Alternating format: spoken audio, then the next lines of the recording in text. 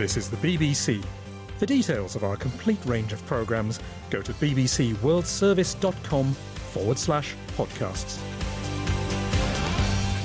Welcome to the latest global news compiled in the early hours of the morning on Monday the 16th of January. I'm Jeanette Jalil with a selection of highlights from across BBC World Service news today. Coming up, Donald Trump has said he wants fair trade, not free trade, as he tries to cut the United States trade deficit with the rest of the world. Also, horrific details emerge in Brazil from Saturday's violence in a prison in which dozens of inmates were killed. This latest massacre is evidence that the Brazilian government needs to regain control of its prison system from gangs. Serbia's president threatens to send the army into Kosovo in a row over a train. The constitution of Serbia is clear, and we are obliged to protect every inch of territory and every citizen. We examine what's prompted this sudden flare-up of tensions. And later in this podcast... All young girls both far and near, and listen to me. Why the works of women composers in Australia have, until now, been buried in the archives. But first, fair trade rather than free trade. That's the message that helped Donald Trump win the US presidential election and that he's chosen to emphasise in his latest interview, this time with the British and German newspapers, The Times and Das Bild. Mr. Trump also spoke about NATO and America's relationship with Russia. I spoke to our Washington correspondent, Laura Bicker. One of the things that's key for me is it puts kind of flesh on the bones of a Donald Trump foreign policy, much of which has remained unclear for some time now. But this interview kind of fleshes it all out for us. It also highlights the fact that this is a businessman, not a politician. And the key issue for him is making deals. Let's start with one of the first ones that comes out of this is because it was with a British newspaper. He wants to make a speedy trade deal with Britain, and he said he'll work very hard to get that done quickly and properly. Well, that will really please the British Prime Minister Theresa May because they're obviously exiting the European Union and they're looking to make deals elsewhere. The real eyebrow raiser for many will be the possibility of a deal with Russia, where he said he'll reverse sanctions in return for Moscow reducing its arsenal of nuclear weapons.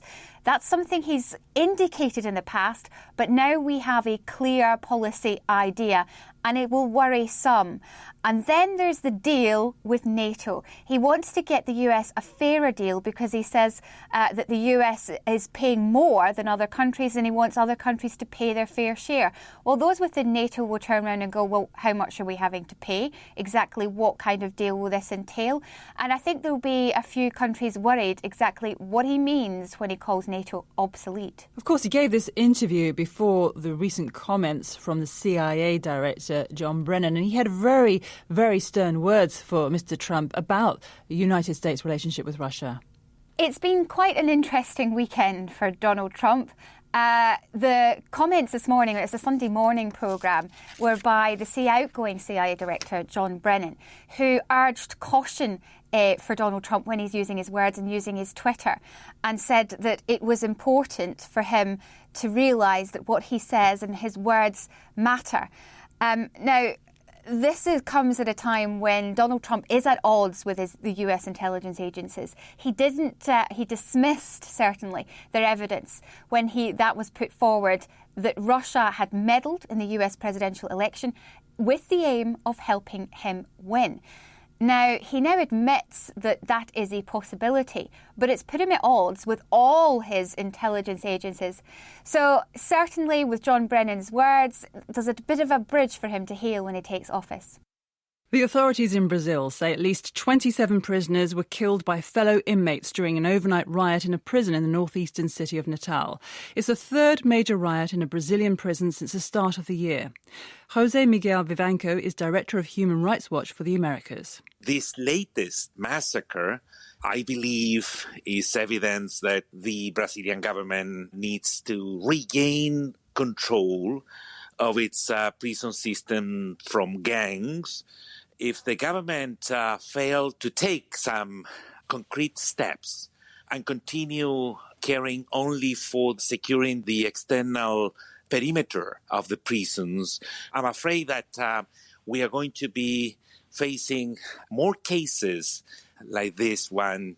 Our correspondent Wira Davis is following the story from Rio. This is a really disturbing pattern of outbreaks of violence, uprisings in Brazilian prisons. Now, all of these have taken place in northern Brazil. This is the biggest ever prison uprising in the northern state of Rio Grande do Norte, outside the city of Natal. It's a prison called Alcacuz, but the pattern is exactly as we've seen before. It's prisoners taking over a poorly run, overcrowded jail. The authorities can't get in for about 24 hours, and in the meantime, rival gangs within the prisons are engaged in bitter fighting, and it's not just fighting, it's murder, torture, and yet again, as we saw in the previous cases this year, allegations and evidence of beheading of those rival gang members caught being beheaded and obviously murdered as well. It's a horrendous picture, and it's exactly the same thing that happened previously in Manaus and also in Alagoas. So this is basically the last couple of weeks. We're talking about 100 people killed in these prison riots. What's causing all this violence? It's basically gangs that occupy and run the prisons. The authorities are in control in name only in many cases. Even though this is taking place in northern Brazil, the big gangs are actually from the big cities of São Paulo and Rio de Janeiro in the south of the country, and their members have been spread throughout the prisons across Brazil, and they're running their criminal enterprises from within their jails, and they're trying to replicate their turf wars in the cities like Rio and São Paulo in these prisons in the north. And the gangs from the south form allegiances with gangs from the north, and those battles are then taking place within the jails themselves. The big concern for the authorities is not just the spread of this gang violence throughout the prisons, is that if the authorities try to contain it or control it in some form, is that the gang leaders will then order their members in the cities, in the streets of Rio and São Paulo, to cause disturbances and riots in the cities. And we've seen this before. This isn't the first time this has happened. For the last 2 decades or so, this kind of gang violence has spilled out from inside the jails into the cities themselves. But why are so many inmates being killed in such horrific ways? People having their heads chopped off, their body parts chopped off, being burned. It's a very violent society. Brazil has some of the highest murder rates in the world. The prisons are overcrowded. Brazil has the world's 4th highest prison population, some 600,000 prisoners. Conditions inside the jails are appalling. And every time the authorities try to do something about it, there are high levels of corruption, weapons and telephones can be smuggled into the jails. So what you have is, in effect, the headquarters of the gangs are inside the prisons. And when there's a turf war, say in Rio or in São Paulo, that is then replicated inside the jail itself. And there happens to be, at the minute, for example, a huge turf war in southern Brazil for the control of some of the big areas of Rio de Janeiro. The reason that a lot of these outbreaks are taking place in northern Brazil is because the north of Brazil is a big drugs route out from Colombia and Peru along the Amazon itself. And this is the location where a lot of the lucrative drugs trade takes place, and that is run from inside the prisons. Wira Davis there in Rio. Now, they may be doing well in the polls, but France's far-right National Front says it's struggling to find the cash it needs to fight this year's presidential campaign. The party leader, Marine Le Pen, has revealed that not a single French bank has agreed to give the party a loan to fund its campaign, forcing her to look further afield to Russia and the United Arab Emirates. Emma-Jane Kirby reports. Campaigning in France these days is a big business. You need big venues to hold big rallies. You need a big propaganda machine. And for the serious candidate, you even need your own theme tune or campaign song. This one, entitled The Odyssey, was dreamt up for the National Front leader, Marine Le Pen's 2012 presidential bid. But it all comes at a cost, and a big cost at that. So what happens when your campaign coffers have a shortfall of some 20 million euros or so, and the banks won't do business with you? I often don't sleep well, admits the Front National treasurer, Valéran Saint-Just, with a wry smile. Our tills aren't empty, he explains. The day-to-day functioning of the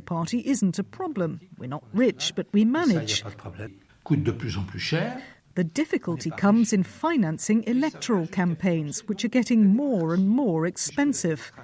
And the 15, maybe 20 million euros we need can only be found in the banks. But 2 years ago, our bank and all the other banks we contacted announced they wouldn't be funding political activities anymore. We're now asking ourselves whether we're facing discrimination because of our political ideas.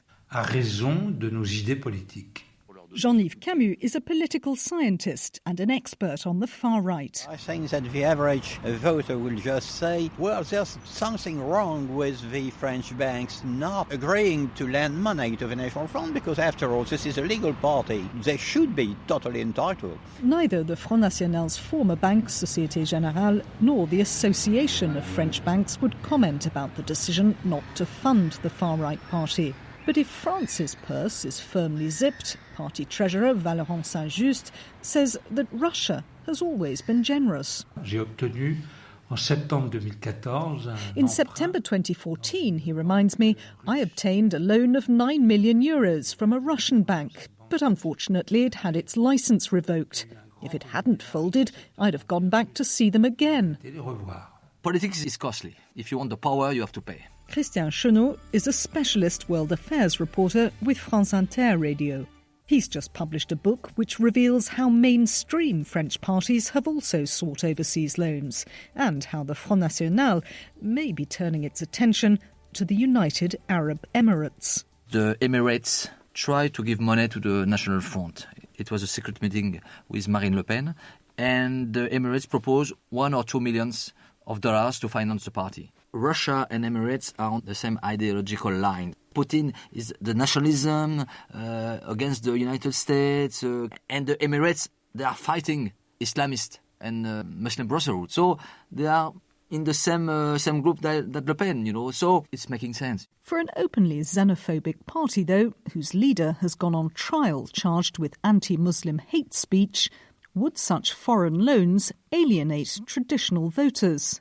Journalist Christian Chenot thinks the funding crisis could work in the party's favour. If she don't find all the money, it will be an argument saying, look, they don't want me to win. It's also good for them to say, everybody is refusing to lend me money. She said, okay, all the establishment is against me. We will see. I think she will find money at the end. Christian Chenot ending that report by Emma Jane Kirby. On Saturday, Kosovo stopped a train decked with Serbian nationalist slogans entering its territory. Now, Serbia's president has ratcheted up the tension by saying he's ready to send in the army if Kosovan Serbs are threatened. Sukob ne želimo, ali postoje situacije I okolnosti. We don't want any conflict, but there are situations and circumstances where you cannot continue to behave according to your wishes, but according to your obligations. The constitution of Serbia is clear, and we are obliged to protect every inch of territory and every citizen, and we'll do it. I spoke to our correspondent in Belgrade, Guy Delorny, and asked him why was the Serbian leader making the statement now? Well, he needs to say something after what happened on Saturday when this first train in 18 years was supposed to go directly from Belgrade to North Mitrovica in Kosovo, in the ethnic Serb enclave there. It didn't make it through what is, as far as Kosovo is concerned, its border with Serbia. Of course, Serbia still considers Kosovo to be part of Serbia, and Mr. Nikolic, as President of the Republic of Serbia, felt he had to say something.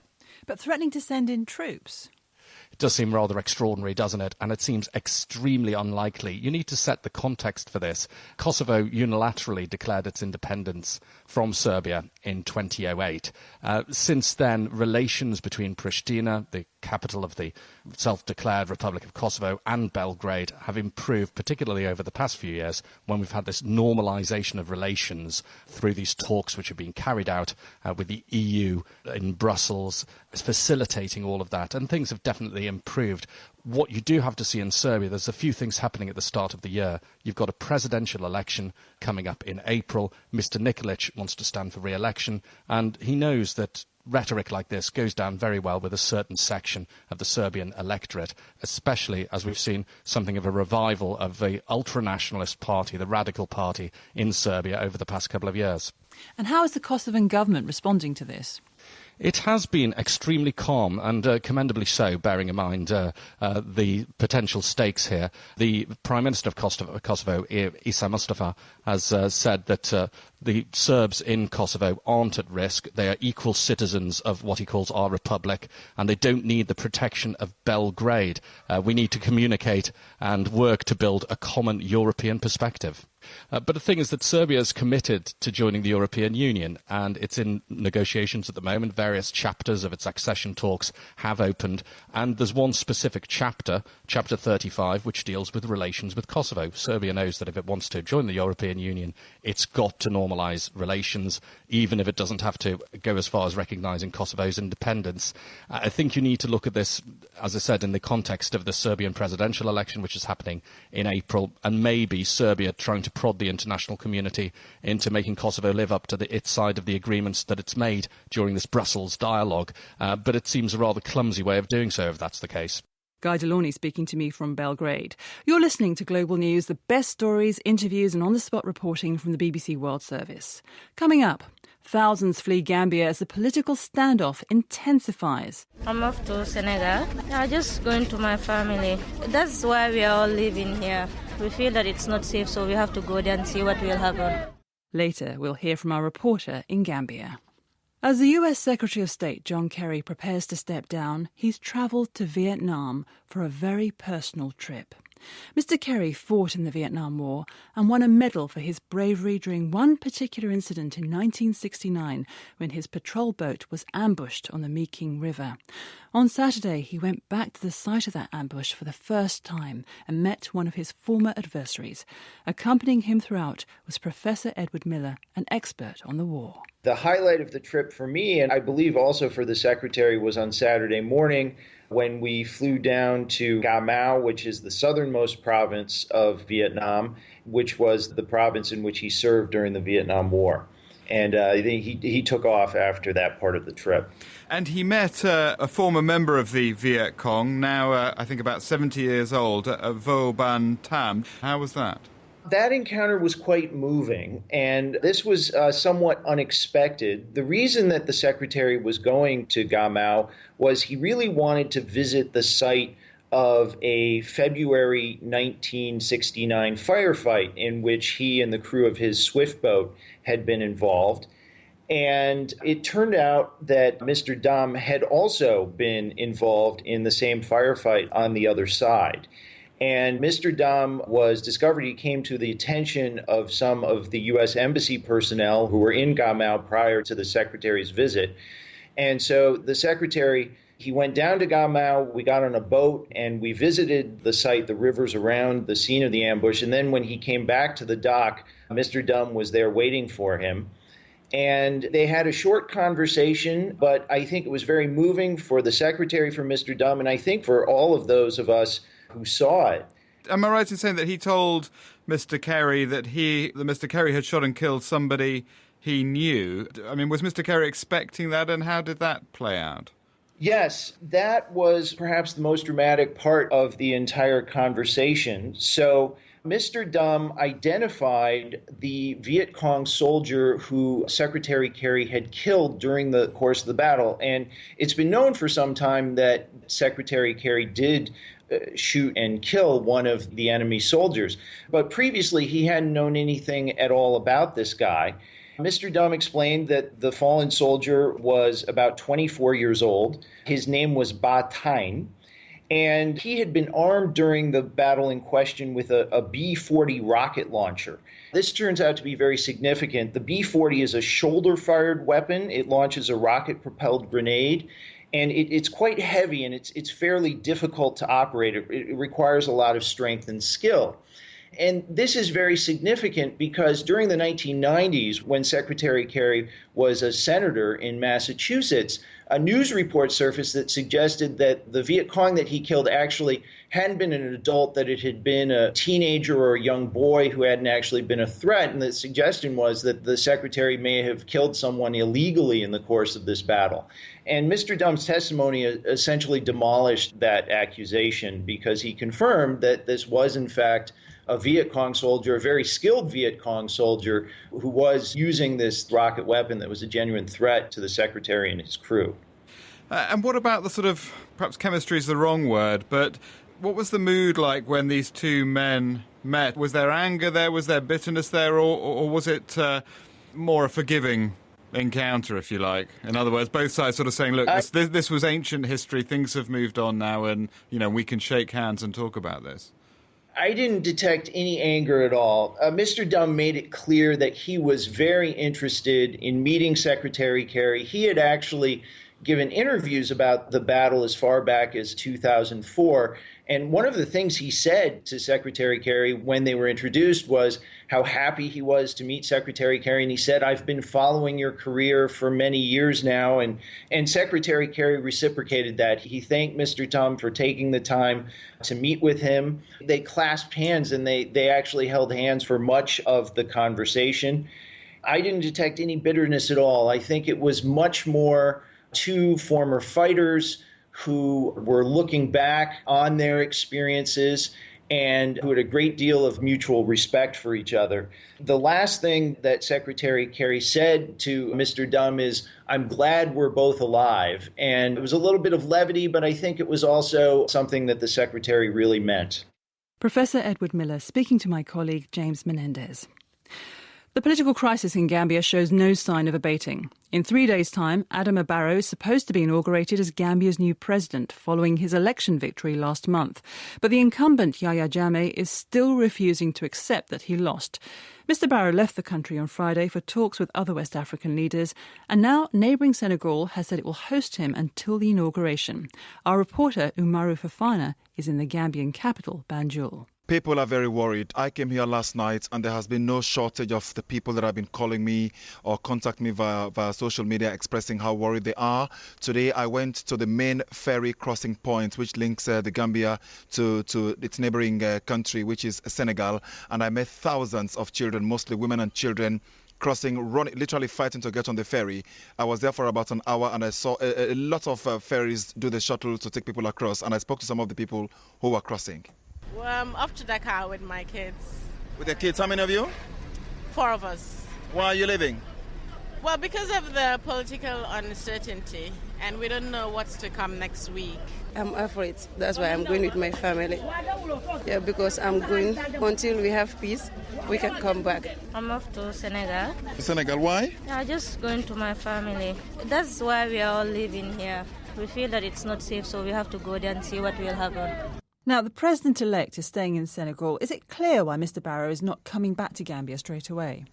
We are not sure. Some ECOWAS leaders were here to negotiate the way out of this situation peacefully, and apparently the talks broke down. The ECOWAS leaders, led by President Buhari of Nigeria, and the ECOWAS leader and President of Liberia, Ellen Johnson Sirleaf, took Mr. Barrow to Bamako in Mali, where the Franco-Africa Summit was happening, and that was all we knew. Later on, it's now been confirmed that he is in Senegal. His group, known as the Opposition Coalition, are calling a press conference shortly to explain, but it's very obvious that they're doing so because of what they consider to be his security and quiet of this place, because of the very huge cloud of uncertainty in the way of between now and the 19th of January, when he says he's going to declare himself president of the country. And the West African regional bloc, ECOWAS, has threatened possible military action if Mr. Jammeh doesn't step down. Could it come to that? Well, so far, I mean, it's very clear. It's very hard to be clear on that. They say, yes, military option could be pursued if all diplomatic efforts fail. So far, we understand that those efforts have not yet failed. Morocco has been sending people here to talk to President Jammeh. He's married to a Moroccan. He has a Moroccan wife. And I understand that some delegations have also been coming from Guinea. Guinea's President Alpha Condé has ruled out military option for a resolution of the situation here. We are not sure what will happen if it comes to the crunch, but clearly the door seems to be shutting on the diplomatic options. Umaru Fafana in Gambia. Now, why aren't there more women composers? Maybe there are, but we just haven't heard of them. In Australia, the State Library of Victoria in Melbourne has been holding concerts of long-neglected works by women which have been discovered in the archives there.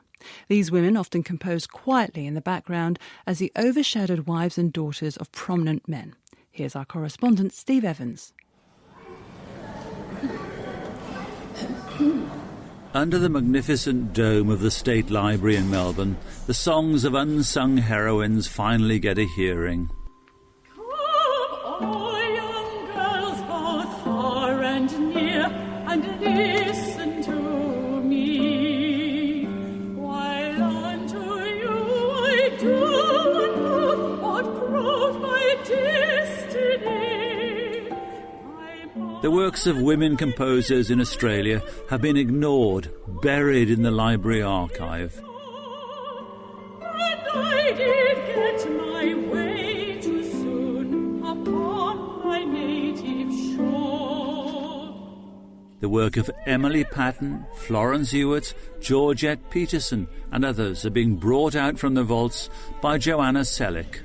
The reason we don't know about most of these women is because traditionally historians have concentrated on great figures, great big names, institutions and big themes like nationalism.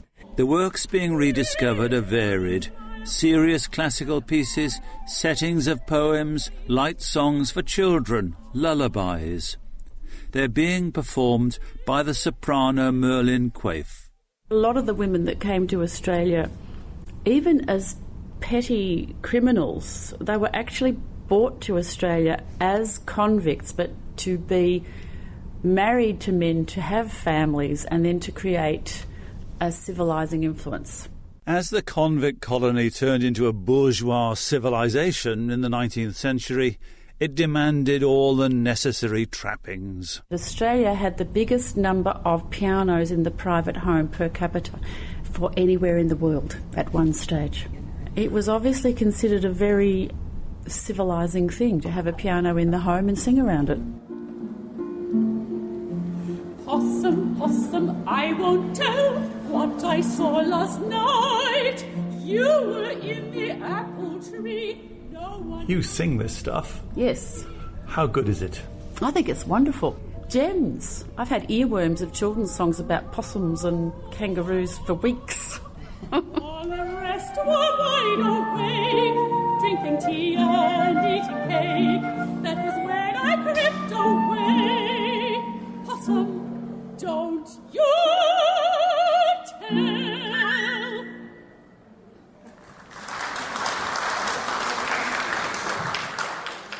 Merlin Quaife speaking there to Steve Evans in Melbourne. The heir to the British throne, Prince Charles, has written a book on climate change. The Prince, who's well known for his concern about global warming, is a co-author of the title, which recreates the famous Ladybird style of children's books in a new factual series for adults. The cover of the small format book features a recreation of recent floods in England. Oliver Conway reports. Many British children in the 1960s and 70s learnt to read using Ladybird books. The classic Peter and Jane series featured simple sentences such as "Peter and Jane are in the car with Daddy, they like it in the car," alongside matching illustrations. In fact, those images, with their simplified depictions of society and nature, were so distinctive that when they were recently reused in a range of spoof titles such as The Hipster, the books sold in their millions. Now the publisher is hoping to repeat the trick with factual Ladybird guides for adults on what they call sometimes challenging subjects. The most controversial is likely to be Prince Charles's book on climate change. Critics online have already accused him of pushing a theory which is not proven and of lecturing his subjects while jetting around the world. A vociferous campaigner on the environment, the Prince has been criticised in the past for speaking out on sensitive topics. But on one of the most polluted streets in London, there was support for his latest work. No, I think that's really good that he's getting involved. I think it's important that he shouldn't just be like a figurehead. I've got more respect for him, I feel now, knowing that he's written a book about climate change, yeah. That's what it looks like. Is that something you'd be interested in reading? No. Well, there's no problem with him writing about climate change, but, we'd all like to be a pound behind him, then we could all worry about it, couldn't we, instead of paying the rent. Perhaps mindful of the potential controversy from having the heir to the throne write about climate change, the publisher had the book peer-reviewed, a first for Ladybird. And they admit that some of the language was sharpened up and areas of limited evidence removed. As for the result, well, the publisher is not giving anything away before publication. But one newspaper tried to recreate the possible tone. Here is Janet. Here is Charles. Janet is a climate sceptic. Charles is very worried about the greenhouse effect. The idea for the book came from Prince Charles himself, but following hot on the heels of The Ladybird Book of the Midlife Crisis and How It Works, The Husband, there is a risk some readers may not take it seriously. That report by Oliver Conway. And that's all from us for now, but an updated version of the Global News podcast will be available for you to download later. If you want to comment on this podcast or the topics covered in it, you can send us an email. The address is globalpodcast@bbc.co.uk. I'm Jeanette Jalil. Until next time, goodbye.